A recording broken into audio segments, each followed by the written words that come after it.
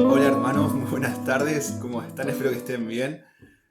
Bueno, bienvenidos una vez más a los estudios de la iglesia José Hernández 5274. No sé si sos alguien local, si sos un invitado que está escuchando, así que bueno, te saludo.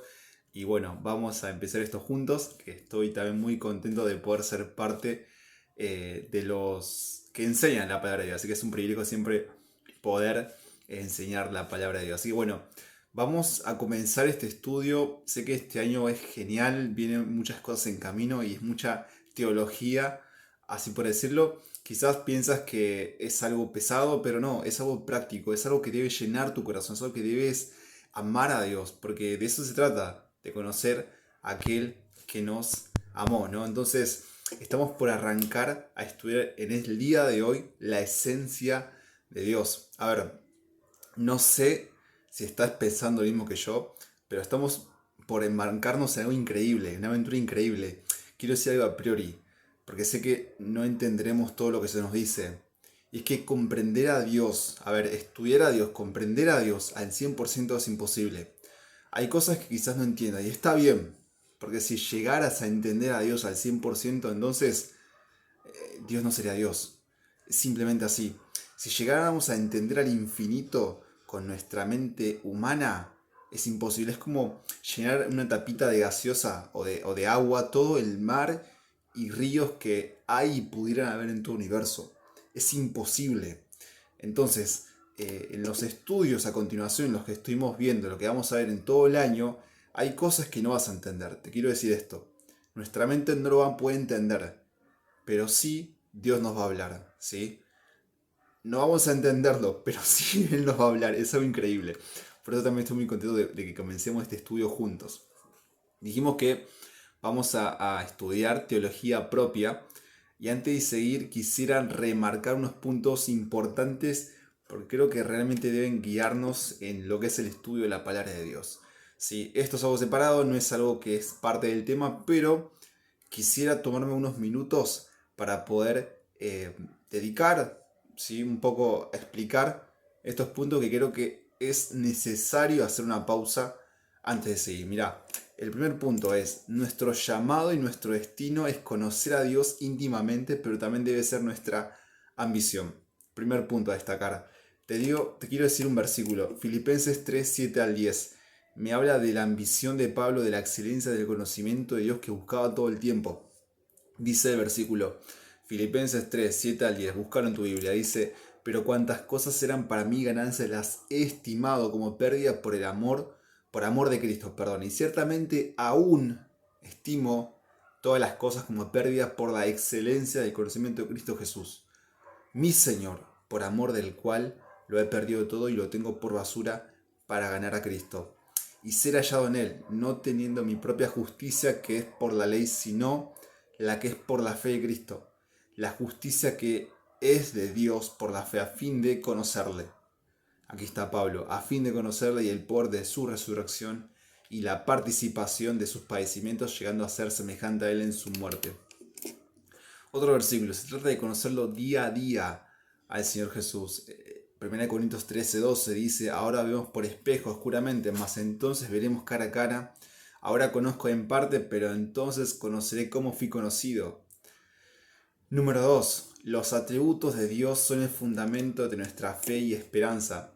Te quiero decir dos versículos. ¿Por qué te digo que es el fundamento para nuestra fe y esperanza de los atributos de Dios? Dice Hebreos 10:23, mantengamos firme sin fluctuar la profesión de nuestra esperanza, porque fiel es el que prometió. Hebreos 11:6 dice, pero sin fe es imposible agradar a Dios, porque es necesario que el que se acerca a Dios crea que le hay y que es galardonador de los que le buscan. A ver, ¿qué quiero decir con esto? Los atributos de Dios, quién es Dios, cómo obra Dios, conocerla a Dios, es la base para nuestra fe y esperanza. Sin eso, no sé a quién ni a qué Dios estaríamos alabando. Conocerla a Dios, adorar quién es Él. Número 3. El estudio de los atributos de Dios nos llevará, dijimos esto, ¿no?, a una adoración. ¿Qué quiero decir con esto? Por ejemplo, Salmos 7:17 dice, alabaré a Jehová conforme a su justicia y cantaré al nombre de Jehová el Altísimo. Y te digo algo, sucede que cuando conocemos más a Dios, más nos fascinamos, más le amamos y más queremos estar con Él. Pasa esto, más conoces a Dios, más te fascinas, más te amas, más querés estar con Él, más querés servirlo. Y así, más querés obedecerle. Salmo 107:1 dice, alabad a Jehová porque Él es bueno, porque para siempre es su misericordia. Si conozco la misericordia de Dios y sé que es bueno, entonces lo voy a alabar, porque al fin y al cabo Él se lo merece. Él es Dios. Número 4. El estudio de los atributos de Dios debería estimular nuestra vida de oración. Por ejemplo, dice Salmo 5:1-5, escucha, oh Jehová, mis palabras, considera mi gemir, está atento a la voz de mi clamor, Rey mío, Dios mío, porque a ti oraré, oh Jehová, de mañana oirás mi voz. De mañana me presentaré delante de ti y esperaré, porque tú no eres un Dios que se complace en la maldad, el malo no habitará junto a ti. Los insensatos no estarán delante de tus ojos, aborreces a todos los que hacen iniquidad. ¿Qué quiero decir con esto? Si yo conozco cómo es Dios, si sé que Él actúa en justicia, sé que Él es justo, sé que Él es fiel, sé que Él es bondadoso y misericordioso, yo voy a clamarle a Él. Voy a pedirle ayuda, voy a pedir fuerzas a aquel que tiene todas las fuerzas. ¿Se entiende? Entonces, cuando conozco más a Dios, la teología propia, cuando busco y sé quién es Dios, sus atributos, comienzo a estudiar y comienzo a inmersionarme en esos conceptos, voy a tener esto, adoración, voy a conocerlo más, voy a clamarle más. Y un último punto también es que cuando estudio los atributos de Dios, empiezo a vivir la vida desde otra perspectiva, que es la de Dios. Mira, lo leímos recién, pero te lo leo de vuelta. Filipenses 3:8-10 dice, y ciertamente aún estimo todas las cosas como pérdida por la excelencia del conocimiento de Cristo Jesús, mi Señor, por amor del cual lo he perdido todo y lo tengo por basura para ganar a Cristo. ¿Sí? Vamos a estudiar la esencia de Dios y creía que era necesario hacer un alto y comenzar a considerar estos 5 puntos, principios, como quiera llamarlos, 5 llamadas de atención antes de seguir avanzando. Así que bueno, ahora sí vamos a avanzar, pero antes vamos a orar, ¿te parece? Y comenzamos el estudio. Así que bueno, oramos. Amado Dios, amado Padre, querido, agradecerte por este día, por este momento. Gracias, Señor, por el tiempo que nos das de estudiar tu palabra. Gracias porque te das a conocer a las personas. Señor, eres un Dios que cada día nos desafía y cada día podemos conocerte más, Señor. Y gracias porque en ti tenemos esperanza. Señor, sabemos que eres fiel y ahora al estudiar tu palabra te pido que puedas abrir nuestra mente, también abrir nuestro corazón y podamos recibir tu palabra con mansedumbre, Dios, que en este momento mis hermanos, mis hermanas puedan escuchar tu voz y, Señor, yo simplemente ser un canal de lo que dice tu palabra. Así que te lo pido, Dios, todo esto. En nombre de tu Hijo amado Jesús. Amén. Ahora sí, vamos a inmersionarnos en lo que el tema del día de hoy es que Dios es inmaterial. ¿Qué quiere decir esto? Simple, Dios es espíritu. Dios no tiene un cuerpo físico. A eso hacemos referencia con lo de inmaterial, ¿sí?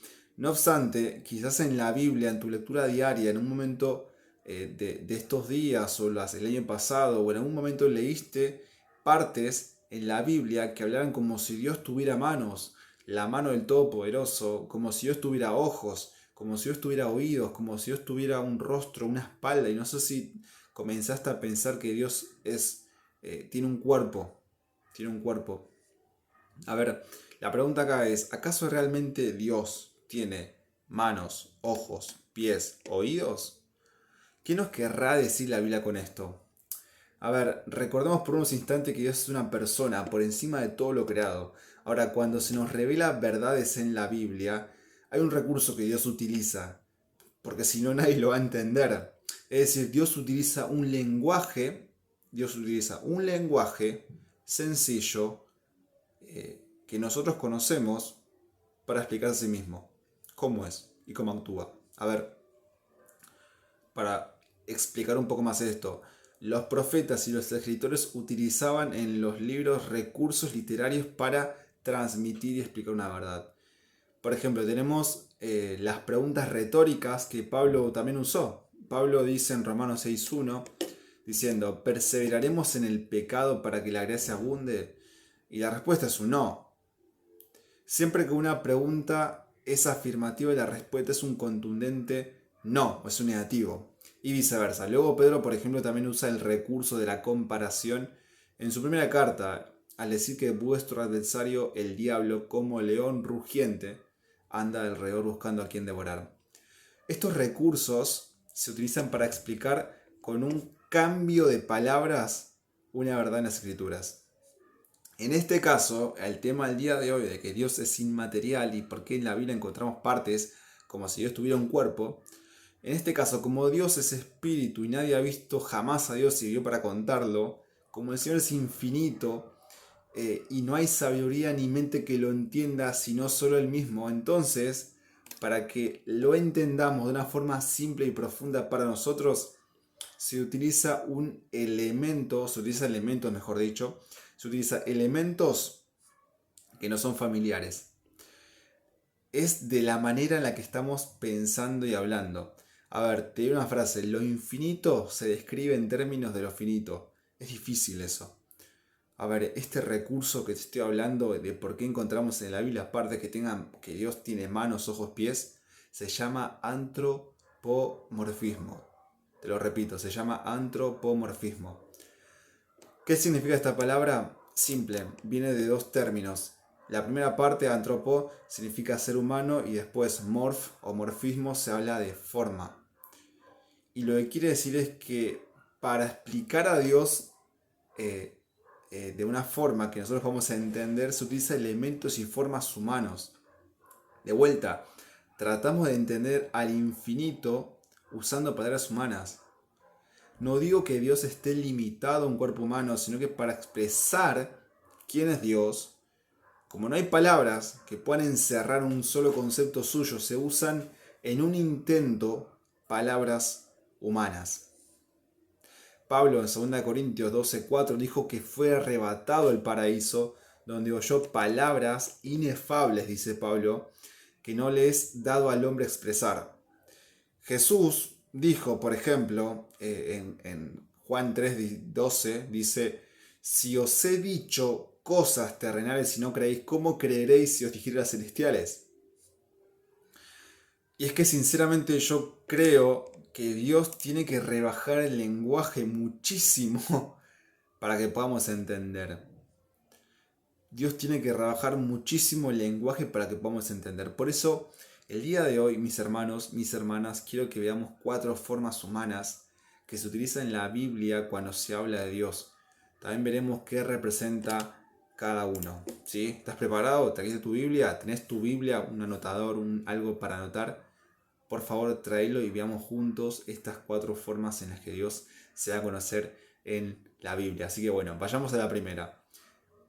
¿Qué pasa cuando se habla de las manos y el dedo de Dios? ¿Sí? ¿Qué representa? ¿Qué significa? ¿Cuándo se usa? ¿Por qué se usa? Bueno, las manos de Dios, el dedo de Dios, representa el obrar de Dios. A ver, no que Dios tenga una mano como la nuestra, sino que es usada para representar la acción, ¿sí? El obrar.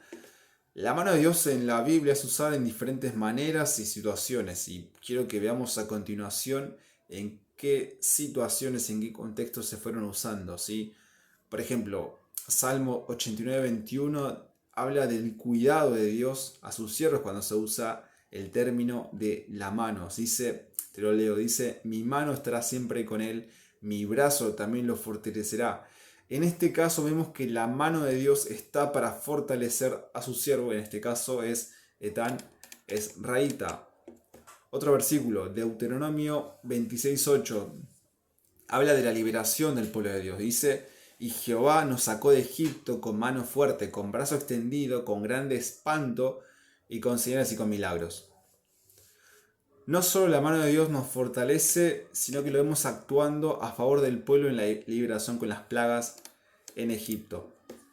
También solo vemos la mano de Dios castigando a su pueblo.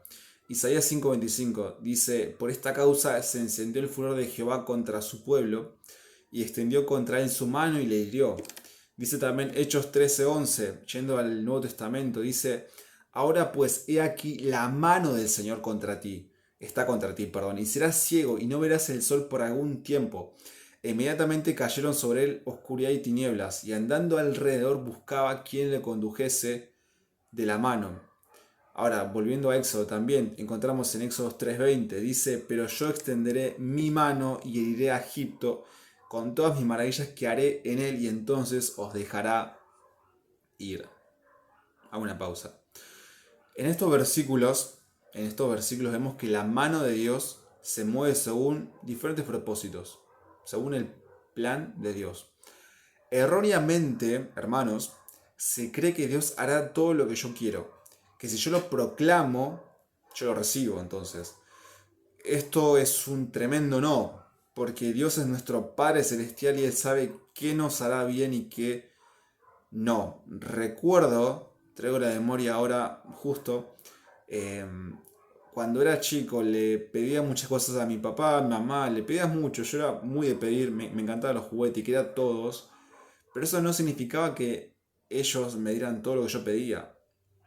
Ellos me marcaron límites y supieron qué darme en cada momento. Ahora yo te digo, ¿cuánto más nuestro Padre Celestial?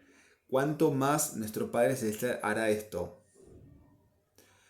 También, también tenemos que reconocer que la mano de Dios es única. No hay otra semejante, no hay nadie que me pueda ayudar como Dios lo hace. A veces las personas en busca de ayuda de Dios van con otras cosas, van con los ídolos, o sea, la muerte, o sea, hay muchas cosas. Pero la mano de Dios es única. ¿Por qué digo esto? Es simple y a la vez profundo. Él es todopoderoso. No que tenga poder, sino que tiene todo el poder. Y esto resulta que también es un atributo único de Dios que vamos a ir viéndolo más adelante. Y es un atributo que no se nos transfiere a nosotros como sus hijos. A ver, se dice que no es transmisible a nosotros, que es la omnipotencia. Dios es todopoderoso. Ya lo vamos a ir viendo más adelante, no me quiero adelantar a ninguno. Pero sepamos que cuando hablamos de Dios, hablamos de un Dios infinito. Es decir, no es medible sus atributos. Esto quiere decir que su fuerza también es infinita. A ver, Dios no es más fuerte que ayer ni menos fuerte que mañana. Ningún atributo de Dios es progresivo, sino absoluto. Él hace las cosas de una manera única y no puede ser mejor.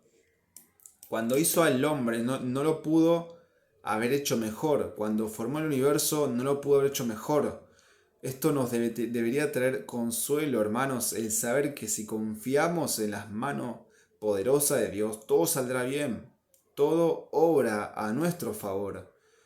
Tal es así que la misma Biblia dice en Romanos 8:28, y sabemos que a los que aman a Dios, todas las cosas les ayudan a bien. Repito nuevamente, y sabemos que a los que aman a Dios, todas las cosas les ayudan a bien. Inclusive, ¿sabes dónde más vemos su mano? Bueno, cuando el Padre envía al Hijo a la cruz. ¿Y sabes por qué lo hizo? Por nuestro bien. ¿Había otra forma? ¿Había otra opción? No lo había. Su mano poderosa. Dice 1 de Pedro 1, 19, 20. Sino con la sangre preciosa de Cristo, como de un cordero sin mancha y sin contaminación, ya destinado desde antes de la fundación del mundo, pero manifestado en los postreros tiempos por amor de vosotros. También vemos la mano de Dios dando seguridad al creyente.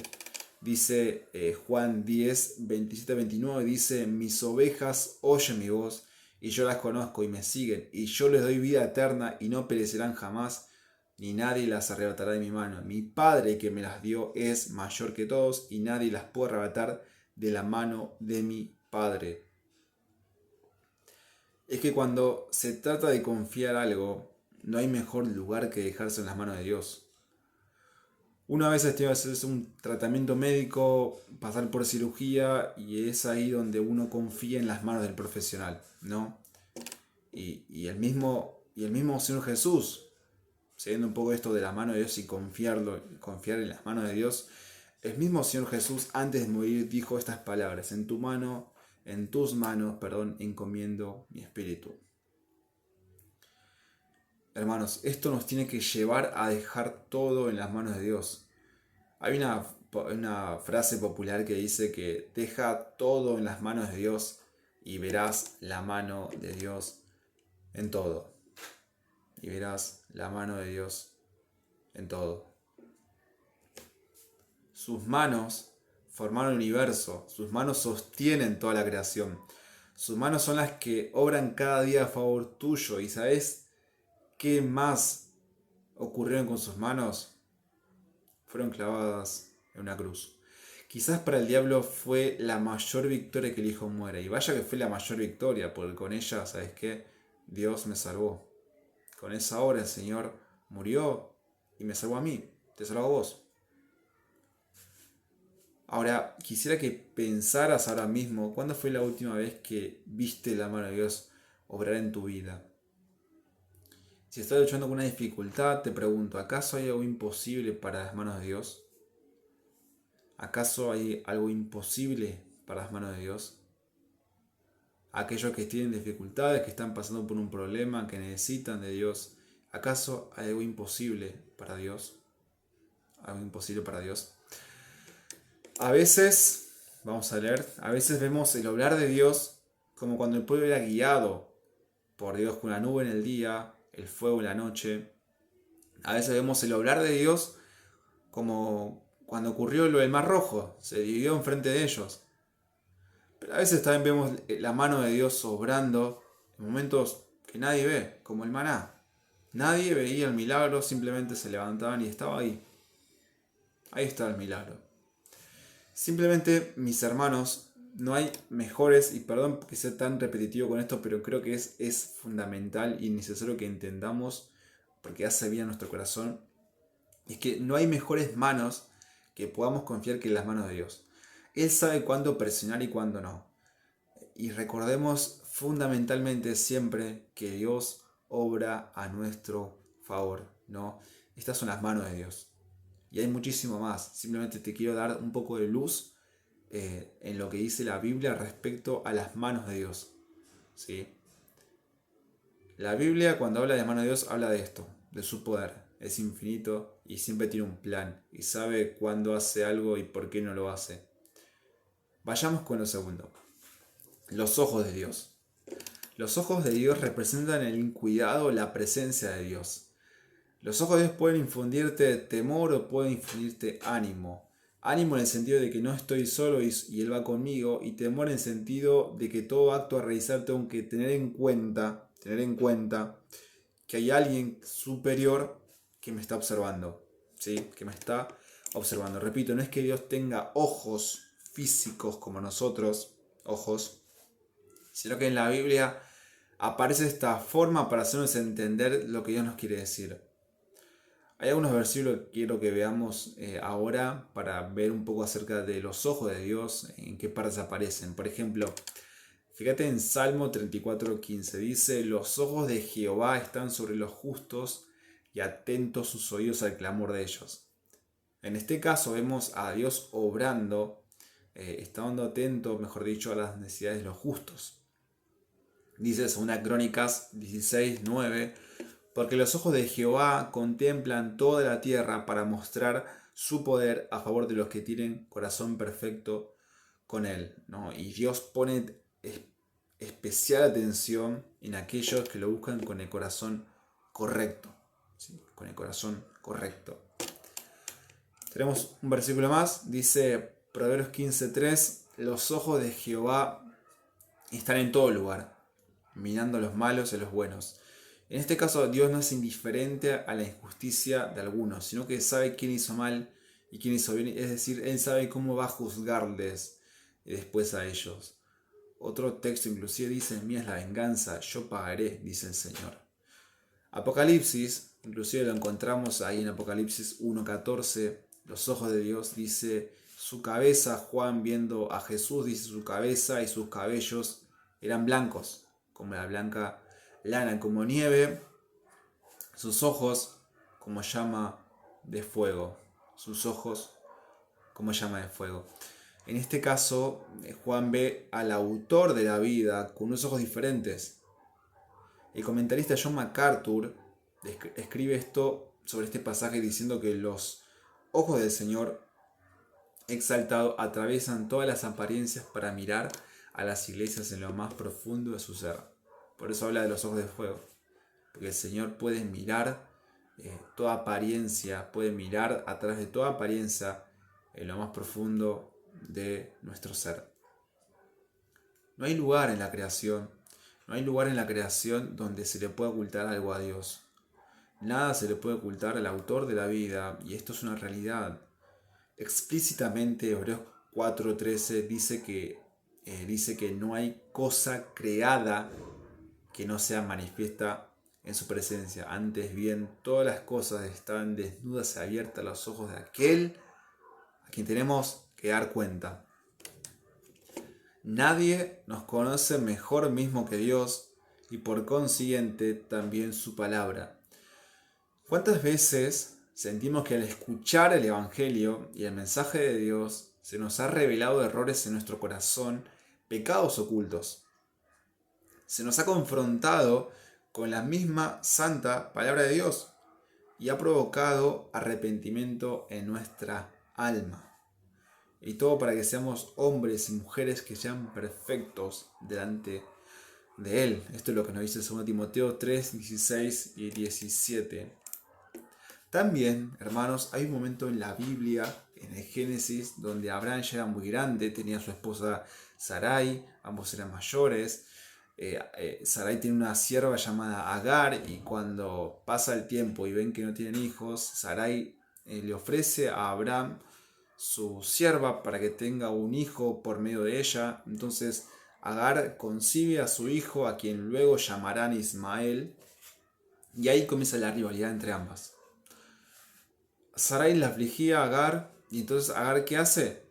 Decide huir al desierto. Se va al desierto, allá lejos se va al desierto, y en el desierto se encuentra con el ángel de Jehová. Y al final del encuentro, Agar reconoce que Dios la veía a ella, reconoce a Dios como el Dios que ve. Dice Génesis 16, 13, 14.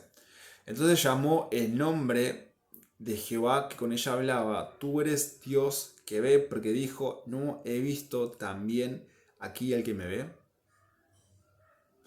Por lo cual llamó al pozo, pozo del viviente que me ve. Esta historia, hermanos, de Agar nos enseña dos cosas. Primero, nos trae consuelo al saber que Dios ve nuestras aflicciones. Y en segundo lugar es algo más de amonestación también. Porque Dios ve la hipocresía del corazón humano. Es que de nuevo, no hay nada oculto para Dios. Él ve tu necesidad, Él ve tu tristeza, Él ve tu ansiedad, Él ve tus miedos, Él ve tu alegría, Él ve tus deseos, Él ve tu pecado. Y quiero que a veces nos hacemos daño a nosotros mismos porque pensamos que le podemos ocultar a Dios algo, cuando en realidad nos estancamos y no avanzamos. Dice Proverbios 28:13, el que encubre sus pecados no prosperará, mas el que los confiesa y se aparta alcanzará misericordia. ¿Y cuántas veces hemos creído la mentira de Satanás al no confesar nuestros pecados? Fíjate, frente a esto dice 1 de Juan 1, 6 y 7. Si decimos que tenemos comunión con Él y andamos en tinieblas, mentimos y no practicamos la verdad. Dios no solo ve tu interior, Él también considera y ve tu caminar, tu vida, porque ese interior va yendo. Fíjate, Proverbios 5:21 dice, pues los caminos del hombre están delante de los ojos del Señor, y Él observa todos sus senderos. A ver, no sé qué decisión estás a punto de tomar o estás considerando tomar, pero te recomiendo que preguntes primero a aquel que ve todos tus senderos para tomar la decisión correcta. ¿Sí? Para tomar la decisión correcta. Y es que a veces inclusive pensamos que vamos por el camino correcto, pero nos encontramos pues con Proverbios 14:12 que dice, hay camino que al hombre le parece derecho, pero su fin es camino de muerte. A ver, por eso hay que consultar a aquel que ve todos los senderos, aquel que ve todo el panorama. También quiero destacar el hecho de que Dios ve a la humanidad y no es poca cosa. El hecho de que Dios nos vea a nosotros y nos examine no es poca cosa. Fíjate lo que dice Salmo 113, del 5 al 6. Él dice, ¿quién como Jehová nuestro Dios, que se siente en las alturas, que se humilla a mirar en el cielo y en la tierra? A ver, si te encuentras un momento de aflicción y pensás que nadie te puede ayudar, que nadie te está mirando, bueno, hay uno que sí lo hace. Hay uno que sí te está mirando, hay uno que sí te presta atención, hay uno que sí te escucha, y es lo que vamos a ver a continuación. Pero hay alguien atento a tu necesidad, y así como ayudó a Agar, también quiere ayudarte a vos. Él quiere ayudarte a vos. Número 3. Los oídos de Dios. Los oídos de Dios, vamos a decir que representa la atención de Dios, la cercanía a aquellos que le invocan. Vayamos a ver unos versículos para más o menos tener una idea más clara. Dice Salmo 116, 1 al 2. Dice, amo a Jehová, pues ha oído mi voz y mis súplicas, porque ha inclinado a mí su oído, por tanto le invocaré en todos mis días. A ver, esto de que Dios nos escucha y me escucha me tiene fascinado, porque, a ver, Él sosteniendo aún toda la creación y ocupándose de que todo se cumpla, según su soberano plan, hace un lugar en su agenda para escucharme. A ver, Dios tiene un poder que nunca pudiéramos imaginar y por lo tanto puede escucharnos al mismo tiempo que puede estar obrando, por ejemplo, en otro lugar.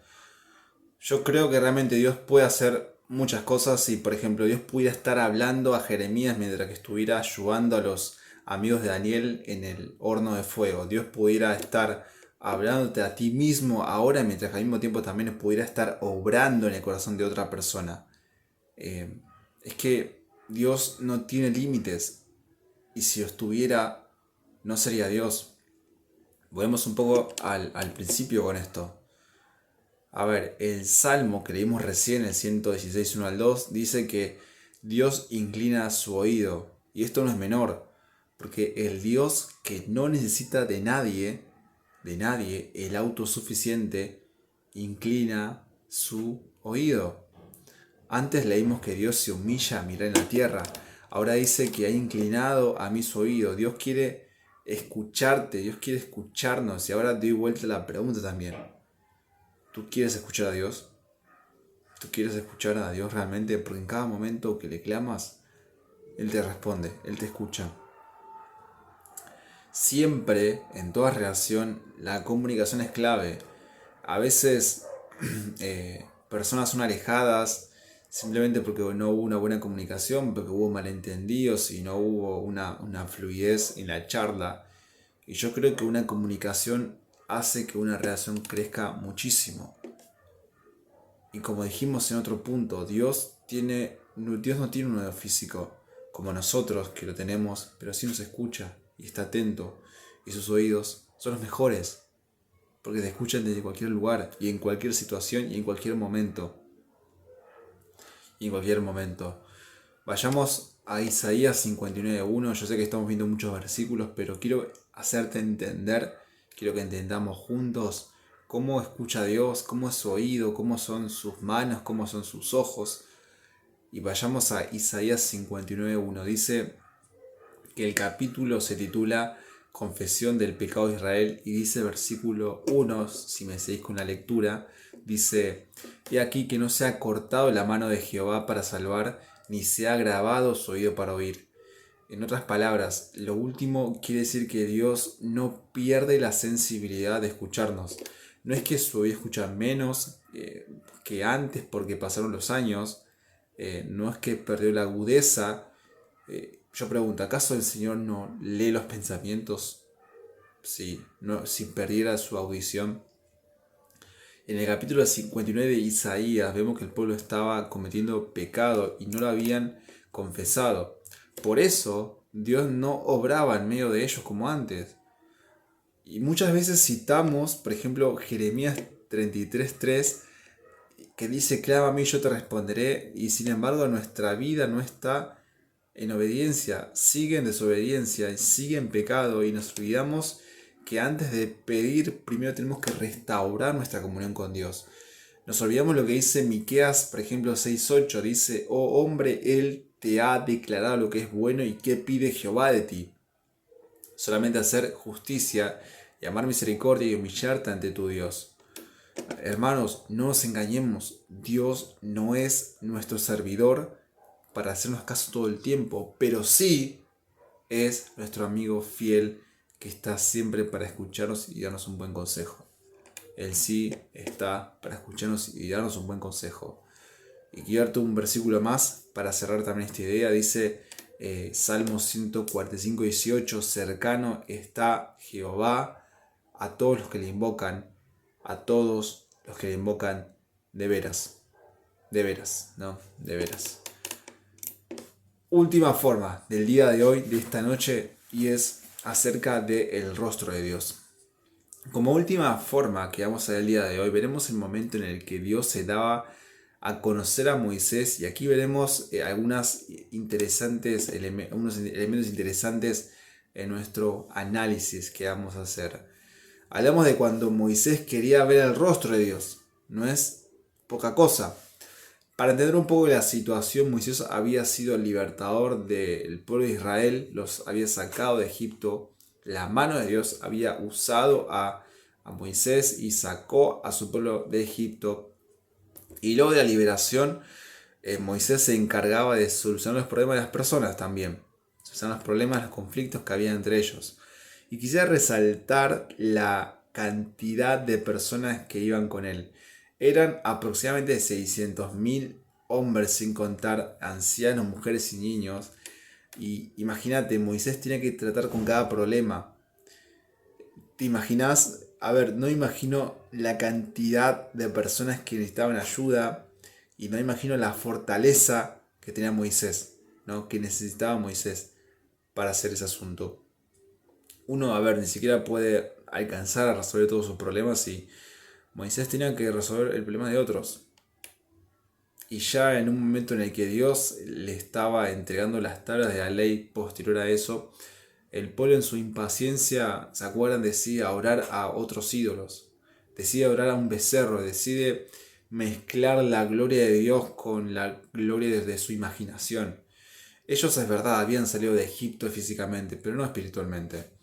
Egipto todavía ocupaba en su corazón y vivían ellos todavía. Había algo ahí. Por eso ellos oraron a un becerro en Horeb. Y entonces, ¿qué pasa? La Biblia dice que se enciende la ira de Moisés, va hasta el lugar, decide romper las tablas de la ley que Dios mismo había escrito, y comienza después a llevar al pueblo a un lugar para que Dios los castigara. Luego a eso, Moisés establece un lugar de reunión con Dios llamado tabernáculo de reunión. Esto lo puedes ver en Éxodo 33, versículo 7. Ahí la Biblia dice que Moisés hablaba con Dios cara a cara como habla cualquiera de su compañero. Es decir, había una relación muy cercana con Dios, pero todavía no veía su rostro. Y aquí es donde empieza el análisis que vamos a hacer el día de hoy. Dice, bueno, dijimos esto y pensemos, ¿no? A ver, Moisés estaba cansado, diríamos, de todo. Necesitaba fortaleza, necesitaba fuerzas. ¿Viste cuando te sentís agotado y no das más? Bueno, Moisés se sentía así.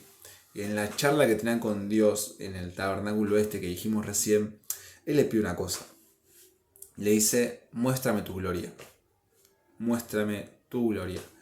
Claro, aquí está lo que hablábamos al principio, ¿se acuerdan? El último punto dice cuando cuando estudio los atributos de Dios, empiezo a ver la vida desde otra perspectiva que es la de Dios.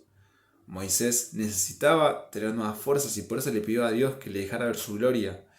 Es que en momentos donde necesitamos renovar fuerzas y tener un norte al donde ir, necesitamos ver su gloria. Yo te pregunto, ¿no? Y me pregunto a mí mismo, ¿qué hago, qué haces cuando necesitas recobrar fuerzas? ¿A qué recurrís? ¿Recurrís al Señor? ¿De verdad? ¿De verdad? En mi vida personal, leer acerca de los atributos de Dios me ayudó a tener una perspectiva diferente de la vida. Y eso es lo que necesitas, ver su gloria. Eso es lo que yo necesito, ver su gloria. Conocer quién es Él. Conocer quién es Él. Y Él se da a conocer a su creación. Por eso estamos hablando esto el día de hoy.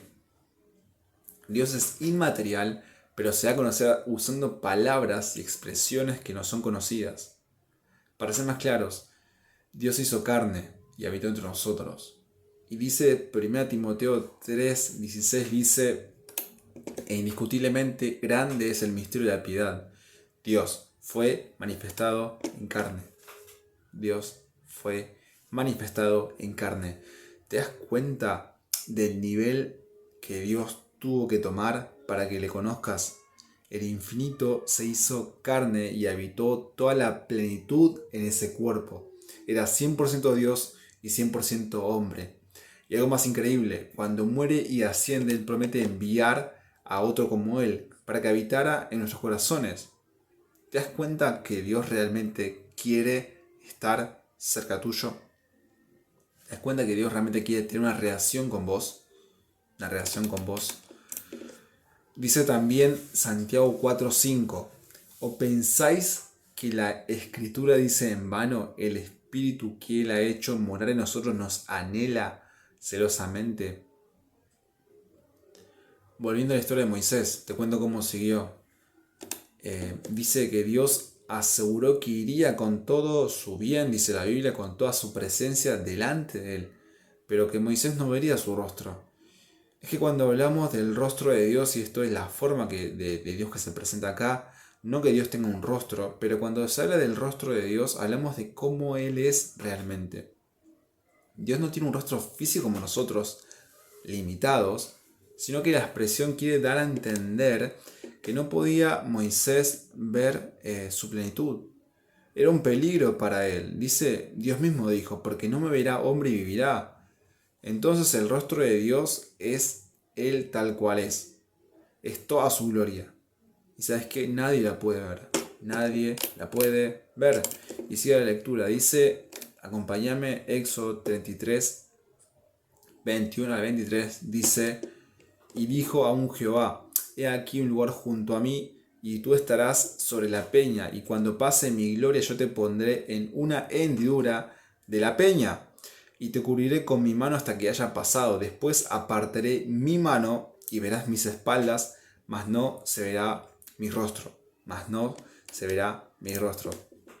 Y acá vemos algunas formas de las que ya estuvimos hablando un poco. Se habla de las manos de Dios, que dijimos que es el poder de Dios obrando. Se habla de, y en este caso, bueno, fue preservando la vida de Moisés. También se habla de su rostro, y dijimos que el rostro es ver a una persona tal cual es.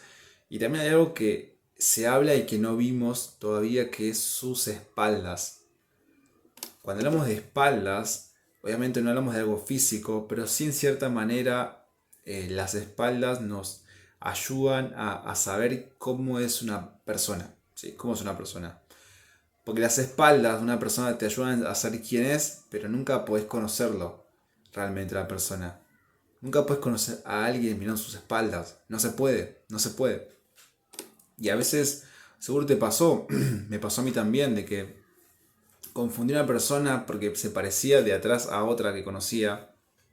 Y me confundí. Se puede pasar. Te das cuenta, el rostro muestra cómo es una persona, pero las espaldas te muestran una parte, pero no toda. Y esto es lo que vio Moisés.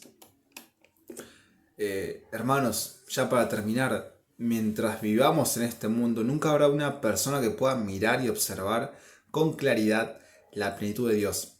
Por eso se sigue estudiando hasta el día de hoy, hasta el siglo XXI, la palabra de Dios. Y es que no te alcanza una vida ni siglos para conocer 100% a Dios. Es más, pasaremos una eternidad conociéndolo y seguiremos estudiando la Biblia y cómo es Dios allá cuando estemos en gloria. El ánimo para el día de hoy es que aún siendo Dios inmaterial, siendo espíritu e infinito, y es algo que vamos a ver más adelante, Él se da a conocer por medio de cosas que no son conocidas. Las manos, los oídos, los ojos, el rostro, las espaldas. Y yo te animo, y me animo también a mí mismo, y me desafío y te desafío a que puedas seguir buscando a Dios. Porque como dice el Salmo 116:7, en la versión de la NTV dice que mi alma descanse nuevamente porque el Señor ha sido bueno conmigo. Que mi alma descanse nuevamente porque el Señor ha sido bueno conmigo. Amén. Oramos, hermanos, oramos. Amado Dios, amado Padre, gracias por tu palabra, gracias por el tiempo que nos permite estudiar tu ley. Te agradezco, Señor, porque siendo aún infinito y, Señor, alguien inmaterial, alguien espíritu por esencia, te das a conocer a las personas, a nosotros, Dios, a través de la Biblia, de tu palabra, con cosas que no son conocidas, hablando de las manos, de los ojos, de los oídos, del rostro, Dios, de los pies, de las espaldas. Y, Señor, así como Moisés te pidió que viera tu rostro, tu gloria, también te pedimos lo mismo, Dios, que nuestra vida pueda crecer, que podamos conocerte más, saber quién eres y que eso estimule nuestra vida de oración, nuestra oración a ti, Padre, y sobre todo podamos cada día avanzar en la carrera cristiana. Gracias te doy, Señor, por este tiempo de estudio. Oro por lo que hace los restos de estudio, que seas tú guiándonos y también ayudándonos a entenderte, Dios, conociéndote cada día. Gracias te doy, Padre, por este estudio y te lo pido, Dios, todo esto en nombre de tu Hijo amado Jesús. Amén. Bendiciones, hermanos.